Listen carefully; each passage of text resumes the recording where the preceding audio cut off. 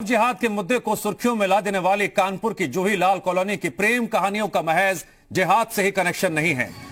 अब love stories के पीछे पाकिस्तान की हेट स्टोरी के भी तार जुड़े हुए नजर आने लगे हैं। कानपुर में धड़ाधड़ सामने आ रही हैं लव कम कन्वर्जन स्टोरीज की जांच। जब एसआईटी ने शुरू की तो उनका ध्यान आरोपियों की फंडिंग तक गया।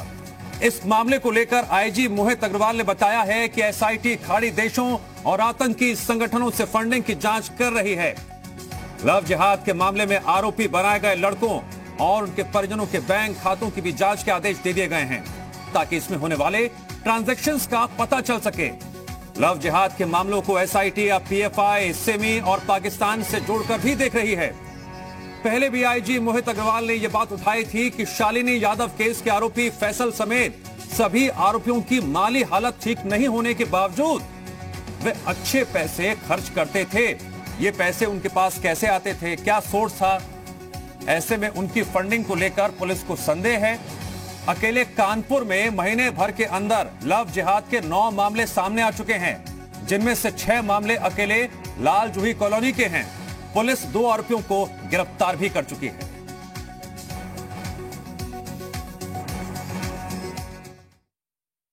एक एसआईटी गठित की गई है जो पूरे कानपुर जनपद में जितने भी इस तरह के प्रकरण आ रहे हैं उन सब की जांच कर रही है और इस चीज को इस्टेब्लिश करने का प्रयास कर रही है। क्या इन सभी प्रकरणों में क्या कोई आपस में गठजोड़ है, क्या कोई गैंग काम कर रहा है या बाहर से कोई फंडिंग हो रही है। तरह से बड़े बड़े वकील इन अभियुक्तों के द्वारा कोर्ट में अपनी क्षमता, उनकी आर्थिक क्षमता इतनी अच्छी ना होते हुए खड़े किए गए हैं।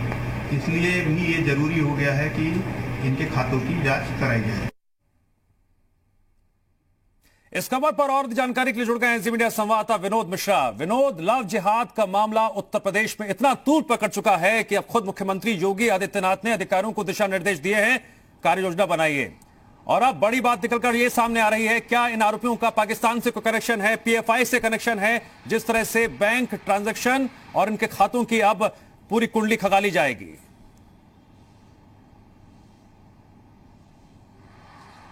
बिल्कुल, देखिए 2 बड़े इंपॉर्टेंट फैक्ट हैं लव जिहाद के पीछे। एक तो सरकार का जो कदम है, मुख्यमंत्री ने, आपको याद होगा जब मामले लगातार सामने आए, खासतौर पर कानपुर में शालिनी यादव मामले के बाद मुख्यमंत्री ने ये कहा था कि एक बड़ी कार्य योजना तैयार की जाए और सख्त कार्रवाई ऐसे मामलों में हो।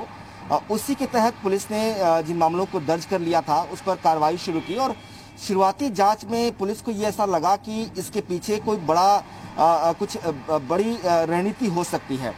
ये लगातार ऐसा कहा जाता रहा है। पुख्ता सबूत अभी किसी मामले को लेकर नहीं आया, लेकिन ये जरूर अंदेशा जताया जा रहा था कि जो लव जिहाद है, जिसे हम कन्वर्जन कहते हैं, कन्वर्जन धर्मांतरण की बात जो होती है, उसका एक टूल है लव जिहाद। इसे एक टूल के तौर पर इस्तेमाल किया जाता है कन्वर्जन के लिए और इसके पीछे बड़ी भूमिका होती है ऐसे लोगों की जो चाहते हैं कि इस तरह के धर्म परिवर्तन कराया जाए। इसके लिए लव जिहाद को एक हथियार के तौर पर इस्तेमाल किया जाता है। पहले पश्चिमी उत्तर प्रदेश में ये ज्यादा मामले सामने आ रहे थे। अब सेंट्रल यूपी, मध्य यूपी, खासतौर कानपुर जैसे इलाकों में लगातार जिस तरह के केसेस आ रहे हैं, कानपुर हो, प्रयागराज हो, लखीमपुर खीरी हो, इन इलाकों में जो मामले सामने आ रहे हैं, इसको लेकर सरकार की चिंता थोड़ी बढ़ गई है और इसीलिए बड़ी कार्य योजना की बात की गई थी।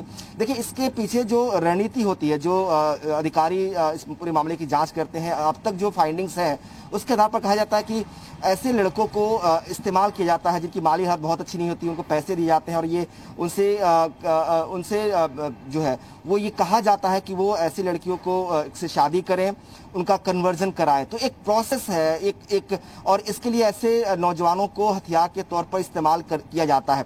ये कौन लोग हैं, इनको फंडिंग कहाँ से होती है, ये इसी की जांच करने की बात जो है वो आईजी मोहित अग्रवाल कह रहे हैं कि हमें देखना होगा कि आखिर एक आम लड़का जिसकी माली हालत बहुत अच्छी नहीं है, वो इतने सारे पैसे अपने प्रेमिका पर कैसे खर्च करता है, कहाँ से उसके पास पैसे आते हैं, ये ट्रांजैक्शन लीगल है, इलीगल है, किन देशों से है। माना जा रहा है कि खाड़ी के देश ऐसे हैं, कई सारे संगठन इंडिया में ऐसे काम करते हैं जो ऐसे नौजवानों को फाइनेंशियली सपोर्ट करते हैं, पैसे उनको देते हैं ताकि वो इस काम को अंजाम तक पहुंचा पाए। तो एक लंबी अगर इसकी जांच होती है तो ट्रेल निकल सकता है। बिल्कुल बिल्कुल आपने सही कहा। और ये अब तय है कि जब कुंडली खंगाली जाएगी ट्रांजैक्शंस को लेकर, पैसे कहां से आते थे, किसके थ्रू आते थे, और क्या इसका वाकई में पीएफआई से कनेक्शन है, पाकिस्तान से कनेक्शन है, कई राज आने वाले दिनों में इस लव जिहाद के मामले में खुल सकते हैं, बेपर्दा हो सकते हैं। विनोद, जानकारी के लिए आपका शुक्रिया।